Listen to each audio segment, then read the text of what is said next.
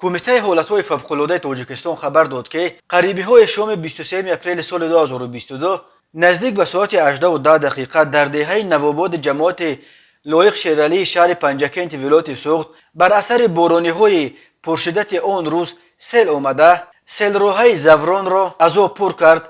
در نتیجه لایقه پول دهه را که در کیلومتر 64 راه ماشینگرد عینی پنجکent واقع می باشد پوشاند و راه را موقتا بست. برای رفع پیامدهای آفت تکنیک و کارمندان وزارت نقلیات جمهوری سفربر کرده شده راه را پوره از لایبه تازه کردند. کمیته حالتهای فوق‌العاده گفت حالا حرکت ماشینا به دو سمت دیگر باره امکان پذیر شده است.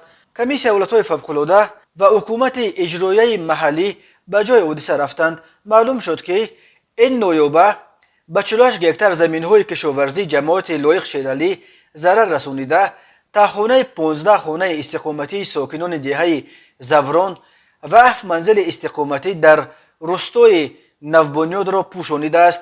خوشبختانه این سیل تلفات جانی نداشت. در این زمان کمیته حالتهای فوق‌العاده و شهروندان پنجکent به قرار آمدند که برای تازه نمودن خانه‌های استقامتی و قطعه‌های نزد اولگی با جلب اهالی محلی و تکنیک حشر عمومی تشکیل کنند.